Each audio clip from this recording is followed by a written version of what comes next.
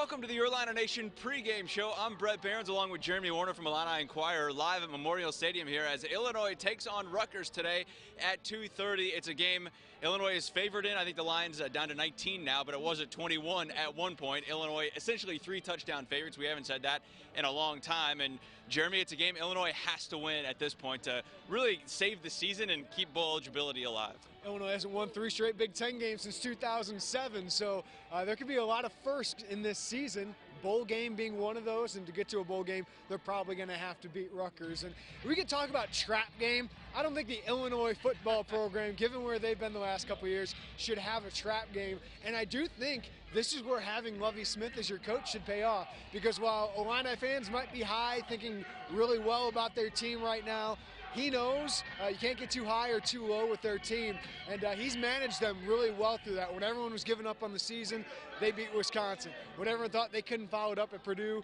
they dominate that game. So Lovie Smith's leadership has been big the last couple weeks. I think it'll come through again today. All right, let's get to a couple notable here's right away. Out today, Wale Batiku, the defensive end, Ricky Smalling, the receiver, Delano Ware, Isaiah Williams, and Jamal Woods out today as well. Not really a big surprise at that point, and like I told you earlier, if you can't win without Wale Batiku today, you probably don't deserve to win the game anyway. And I wonder how much that plays a role into this, get him healthy for 3 big games against Michigan State, because as much as we might not think of it quite yet, we're talking about getting into 6, 7 is not out of the realm of possibility, and is 8, because the remaining 3 teams on your schedule in the Big Ten aren't that difficult or aren't world beaters here. So Wale Batiku out today, Jamal Woods out today. He only played a couple snaps against Purdue, but that defensive line has played well the last couple weeks. So I don't know if any of these are surprises. Ricky Smalling looked like a pretty severe knee injury. They haven't ruled him out for the season yet, but I don't think any of those guys should cost you a game against Rutgers. You have a huge talent advantage in this game. They don't have 2 of their best players, Art Sikowski and Raheem Blackshear, because they're just sitting out the year as they wait to transfer. So Illinois has a huge advantage, I think, in every aspect of here. That's why you hope they just show up and have focus today, because if they have that and they play mistake-free football, they should win pretty easily. Well, and I thought it was interesting, you wrote that column earlier this week or after the Purdue game about Lovie just being that steadfast. He is who he is. He doesn't change. And I think that's paid off here, right? When a lot of Illini fans wanted to see that emotion out of Lovie, that's just not who he is. That's not his personality. And when they were down, you know, maybe that just calm level-headedness really helped them pay off. Yeah, you talk to the players, he said, guys, we're this close. And unlike Tim Beckman, who would say 7 or 10 plays away, Illinois was legitimately 1 play away against EMU. They were 1 play away against Nebraska. They're 2 fumbles away of possibly beating Michigan. So he was telling them those things, plus the things they have to correct, but he also told them, guys, you're a good team if you just correct these certain things, and that's proven to be true. And when it comes from a guy that's been to a Super Bowl, when it's come from a guy who's coached in the NFL, and you hear Lance Briggs and Owen Kreutz talking about how he kept them steady through all that, it comes with a lot of credibility. So as much as we can criticize, and deservedly so, a 2-4 start, some coaching miscues, they've had a really good game plan, and their players are really starting to execute. Most of all, they believe. So Lovie Smith deserves a lot of credit for that. Yeah, and I think that's the biggest thing, Jimmy, is there's cachet there, right? It's not like Tim Beckman, you know, who had coached at a MAC level and had success. There is a history with Lovie Smith that I think holds a lot of weight. Now, whether fans wanted to hear that or not in year 4, when, you know, they'd won less than 10 games total, I think that falls on deaf ears a little bit, but now it looks like it's starting to pay off. All right, we got a lot to break down here on the Illini Nation pregame show. Maybe the biggest thing is the weather. It is beautiful out here at Memorial Stadium, a little windy, a little cold, but it's not terrible. The sun is out, and that is way different than last week. And I'll give Illinois a lot of credit last week. They battled through that rain and gutted out a win on the road at Purdue. Yeah, when the sun's out, it's actually a very, very nice day. When the sun goes behind the clouds, it gets a little cold, a little windy. But these are great conditions for a November game, and a November game that means something. It's been a while since Illinois has really had those, and this could be a big month for Illinois football. All right, big month starts with November, and Illinois has not played meaningful football in November in, what, since 2014, 15? I mean, it's been a long time. I guess in 2015, to be fair to Bill Cubit, they did have some meaningful games there. They had a chance to make a bowl game, and maybe that's what this is all coming down to again. I think a lot of us circled that Northwestern game at the end of the year, that might be the bowl game possibility for Illinois. They could take 1 step closer today and get to 5. And I think a lot of fans also as well, when hindsight's 2020, you look back and you say, well, if you would have beat Eastern Michigan, you could have clinched bowl eligibility today. But that's what Illini fans are pushing for. And we talked about Lovie Smith just being that calm, cool, collected guy. He said he doesn't really know if that's resonated with the team per se. He just said that's kind of who he is. And it certainly helped the Illini remain focused through this long stretch of a season. I can't say that the guys haven't believed in the message on how we presented it. But I think it helps with the message when you have success, though, when you win games. Yes, that helps when you upset people, big wins, and follow it up and win a couple in a row. All these things help when you have success, the buy-in with players, with young people, absolutely. That's Lovie Smith at his Monday press conference earlier this week, talking about how his message has resonated with the team. And like we talked about, all that outside noise. Do you really believe that the team was buying into that the whole time? Because I think a lot of people on the outside would say that's tough to do for a complete buy-in from 100-plus guys. I think they heard the noise. I mean, these guys are on Twitter. They see all these things. It's hard to avoid when people are criticizing you. But I do think Lovie just being consistent with his message, I think that has paid off. And I think another aspect we got to talk about, it's not just Lovie's leadership, he's got seniors. I mean, think about some of the seniors who have had years. Reggie Corbin, Dre Brown, Dele Harding, and maybe not a senior yet, but Jake Hansen. Like, there are player leaders on this team, Doug Kramer, Alex Palczewski, Vadarian Lowe, guys who have been through these wars, and they know that, hey, they are close, that this year is a little different, that they are a lot closer than they have been in previous years where they're getting blown out by 30 points a game. So I think that player leadership, and finally, those guys playing a lot of football early and playing young has paid off for them. Well, and I think I asked Lovie Smith before the season, if you could do it all over again, would you play these young guys the way you did? And he said, absolutely yes. This is the foundation of our program and the way we wanted to build it from the outset. Just took a little bit of time. And, you take away that first recruiting class that wasn't really his, and maybe this is just year 3 for Lovie Smith, and that's also something I know fans really don't want to hear at this point. They just want wins, and I think it's fair to say that the team just wants wins as well.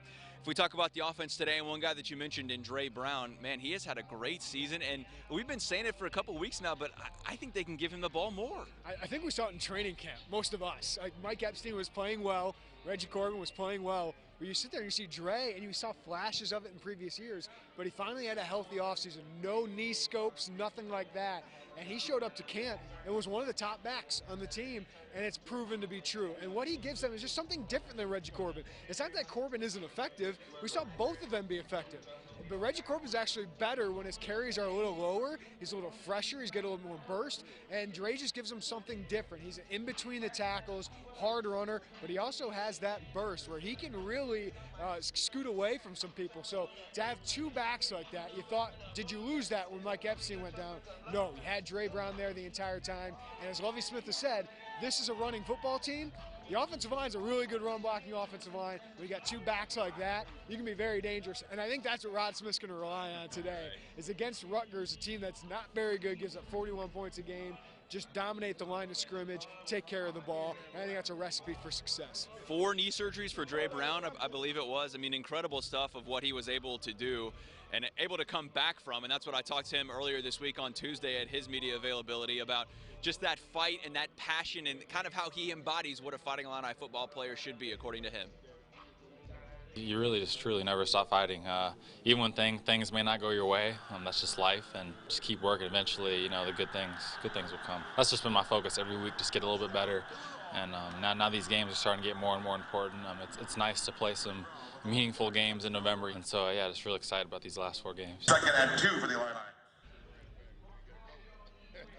Now, if you can imagine adding Mike Epstein to this mix as well, would there be enough carries to go around? I'm not sure it's a good problem to have. And we knew if there was going to be an injury at any point this season, running back was going to be the place that if it were to happen, it'd be okay. And Lovie Smith said when the injury happened, maybe that's a blessing in disguise because Mike will be here next year when those two are gone. But yes, running back, they have a lot of depth, and you felt good about that group. And it's proven to be true when you got 2 guys like that. And I think there's 2 guys behind him. Rayvon Bonner's been productive when he's been in, especially in the red zone. They think Chase Brown's going to be really good. Jakari Norwood gives him some burst. So that's a really good group, probably the deepest group on the team. How many times do they throw today? You say they can be effective on the ground game. Do they need to throw more than 10 or 15? I think so. This could be a confidence-building game for Brandon Peters, who I thought was fantastic at Purdue. Only threw for 26 yards, so that might seem weird. Ran for 17 yards, but he took care of the ball in those kind of conditions, and ball security has been an issue for him all year. And what I said Brandon Peters should be this year, for Illinois is a game manager.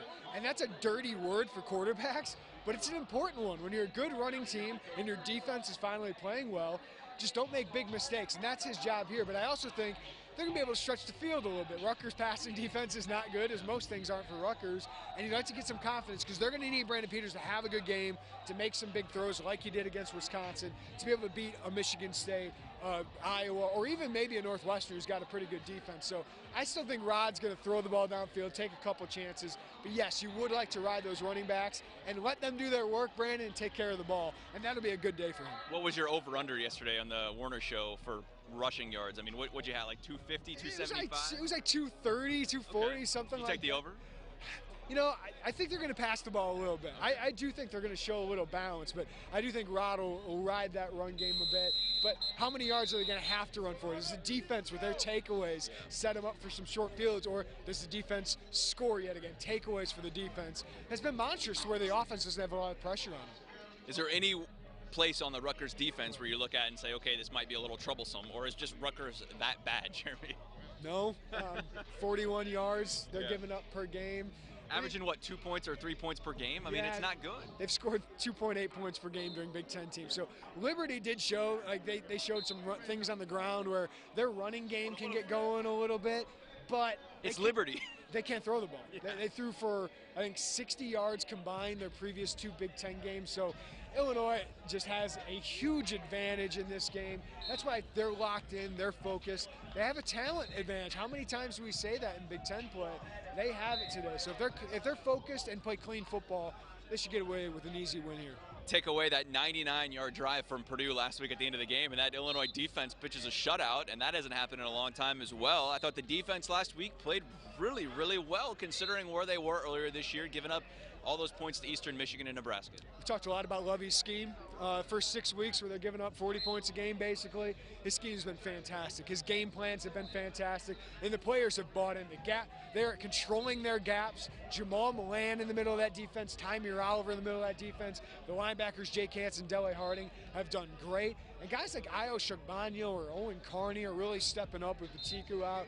And that secondary has finally settled in to where I think Lovey can trust those guys now to play one-on-one. Nate Hobbs is really good. Tony Adams moving to corner has been fantastic for them. 2 huge interceptions the last couple weeks. And then you've seen Stanley Green at safety.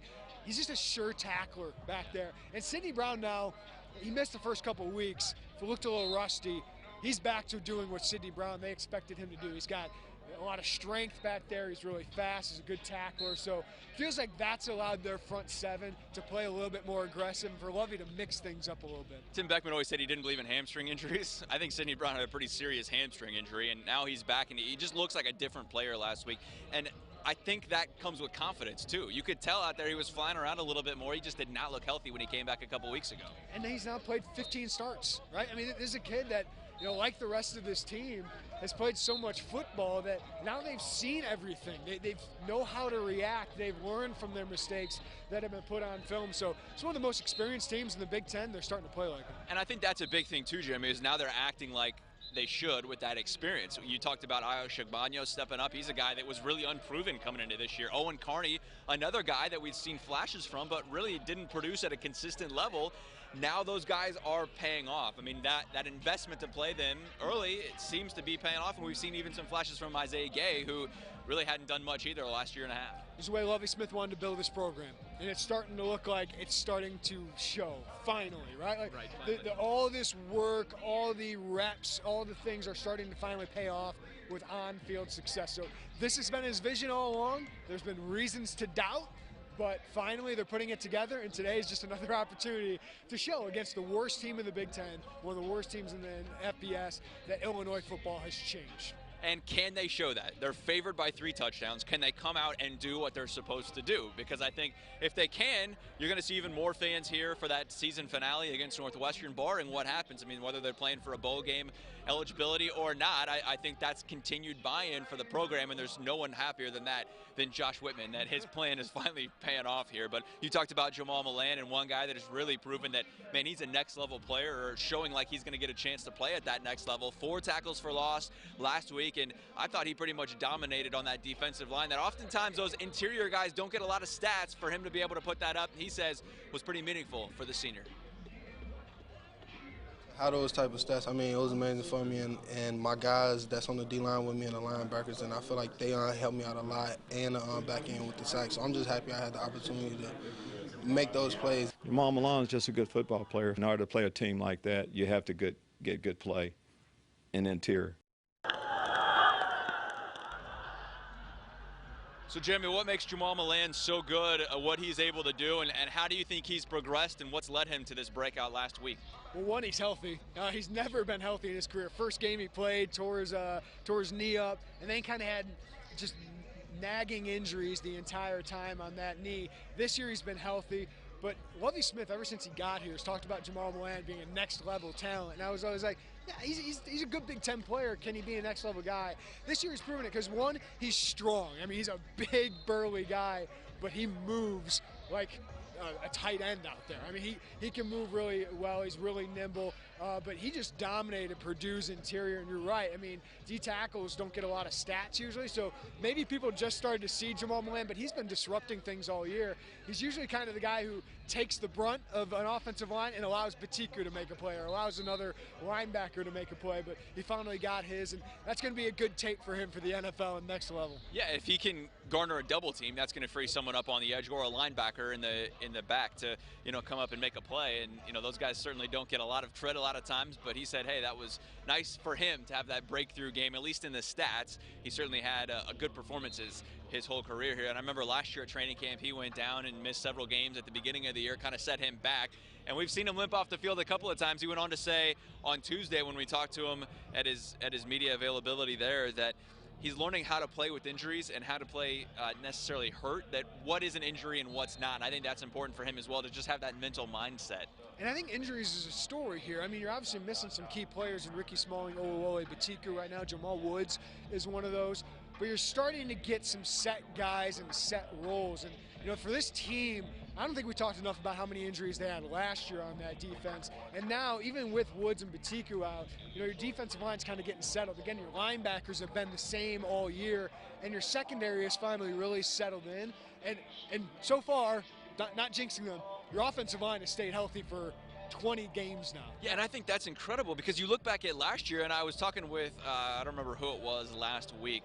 Oh, it was Kendrick Green after the game. I just said, have you guys taken stock of the fact that you've been together this long and no one's been hurt? I mean, it's truly been incredible that they've been able to do what they've been able to do health-wise. I mean, Richie Pettibone started every game. Nick Algray started every game the year before. But all four of those other guys have played 20 straight games together where basically they haven't missed a rep. Now, Vidarian Lowe got changed with Jake Cerny a couple times, but that is invaluable. And then Lovie Smith said that's what he wants at every position. And you're starting to get it at the secondary. You're starting to get it at quarterback where they've had a lot of injuries in years past. And Reggie Corbin and Dre Brown have now been together. So while there have been injuries, Illinois is starting to get a lot of chemistry in a lot of important groups. All right, here's the scoreboard. Here's what we're looking at today as Illinois hosts Rutgers, a 2-6 team against a 4-4 team going in opposite directions. Rutgers does not have a head coach that they're going to have long term.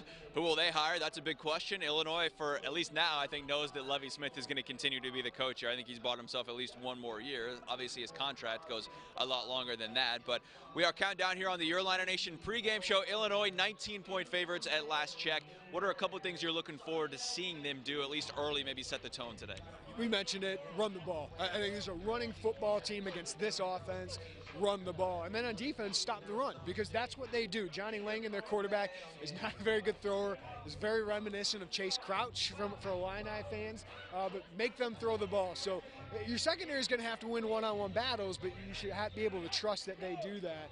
I just want to see them focused. I want to see them play clean football, because if they play clean football based on the team we've seen the last couple of weeks, and really the team we saw against Michigan for most of that game, Nebraska most of that game, they should take care of business today. They just can't come out the way they did against Eastern Michigan. And maybe don't come out the way Illinois basketball did last night, Jeremy. It's basketball season now. The exhibition game last night, they beat Lewis 83-50, but it didn't look that way at the start. They are 14-2 at one point. Illinois just did not look very sharp. What do you take away from that? Not much. I mean, it's an exhibition game, and that's why they have them. There's a little bit of, I think they wanted to roll out of bed and just crush Lewis and have a bunch of highlights in that game. But they settled in. Last 24 minutes of that game was 65-23. What I did like is Kofi Coburn looked great. Now he should against a team that's got a bunch of 6'6" guys on it, but he didn't. He looked really poised. The moment wasn't too big for him with those lights on him. Played 28 minutes, didn't foul, but dominated with 16 points and 11 rebounds. And then you saw a guy like Benjamin Bosmans-Verdonk come into the game, play well, hit 3 of 3 from 3. So those guys look poised. I thought that was the most important thing, but I'm not going to worry about Ayo Dosunmu. I'm not going to worry about Alan Griffin, who's had a great offseason, struggling with a little bit. DeMonte and Kipper were probably kind of what we expected of them. But Trent was good. Andres Felice was really good. I thought Georgie had some good and bad moments, but we'll roll out the ball on Tuesday, get to know a little bit more, but really, Arizona, GCU, those are the games we'll learn a lot about this. Right, and I think you mentioned Coburn just being comfortable. I thought defensively he didn't reach a lot. I thought he knew his role in that sense, and it's smaller guys, right? Now let's see him against Mike Watkins or some of the other bigger guys in the Big Ten. But overall, Jalen Smith, right, like how's he going to match up against that? And it's going to be some fun matchups there.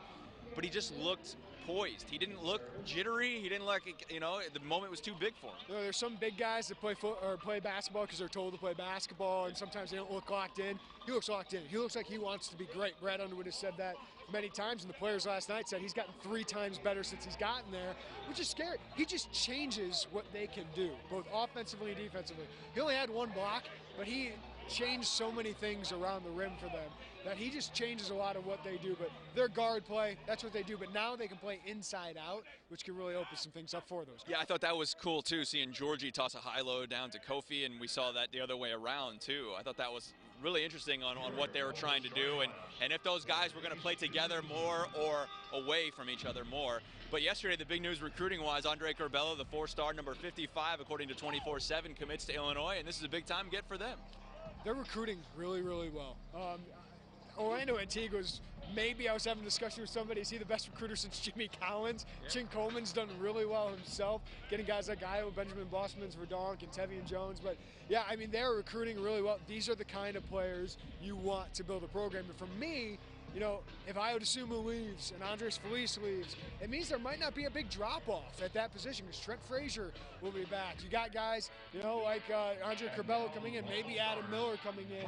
That's what a program is. That's what a great program is. What I love about Curbelo, why he was like my A target in this class, is he's a Brad Underwood guy. He's a leader. He's tough. He's gritty. He's got great savvy, great passing.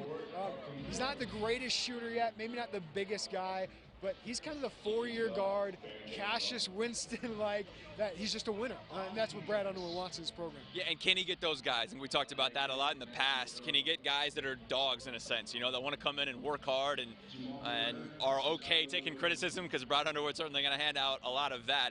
But yesterday, our friends in Long Island at Local 12, a cable network, they were at the ceremony and had some interviews from Andre, and he was emotional just talking about the chance to come to Champaign. And as soon as I got there, with the other coaches, I just felt that connection, and with them, the players, it was just crazy. I had the feeling, and that's why. This is just the beginning of another step of my life, and I'm really proud of myself, really proud that I'm here, really proud that I know everyone in the school. I really don't know what I would do without them, but really excited for this new journey.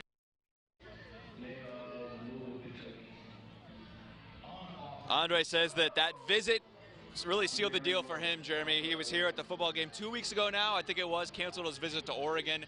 Just seeing this place and what he was able, and that was the Wisconsin game too, so he saw a great game, that was the deciding factor for him, and he picks Illinois over Miami. Comfort was huge for him. I mean, Andre Curbelo is from Puerto Rico. Miami has a lot of given advantages for a kid from Puerto Rico, the culture there and everything. It made too much sense for him to not come here, right? Like to go to Miami. And Angel Rodriguez played there. Some guys, Latino players have played there. And Jim Larinaga has a really good program. Shane Larkin's gone to the NBA. Orlando Antigua, in that relationship, he's known Andre's dad since they were young. And there was just a comfort level. And the international dynamic of this team, I mean, almost half these players are going to be international. I love that they're doing well in Chicago. We'll see how well when Adam Miller makes a decision. But it's not just a Midwest staff like John Gross's staff was. They're reaching out to New York, California, Texas. The world. Yeah, I mean, we're talking Belgium and Georgia, not the country, not the state. This staff has a lot of resources, a lot of connections everywhere in the country, and that's really helped them. But Orlando Antigua, the connections down there, and Brad Underwood did a great job recruiting him as well, because his high school coach I talked with yesterday, who was here, he's a Wake Forest walk-on for that 04-05 game, loved that atmosphere here. He said that staff built a great relationship, and really the culture of the players caring about basketball, that being the most important thing, not everything else in college going on. The most important thing to them was winning. All right, basketball season here, meaningful football in November. Can we ask for much more than this from Illini Nation? I know the fans are excited. We're excited to cover it, and winning teams certainly are on the precipice here for Illinois, and it's time. They've lost long enough. It's time to win some games. We'll see if they can do it today. Josh Whitman told us we will win. Starting to feel like that might actually be true. Like this could be the turning point for both programs. I was asking when will we win. For a lot of people, I know a lot of Illini fans were. Now is the time, and we're at the point now. Can Illinois come out and take care of business today?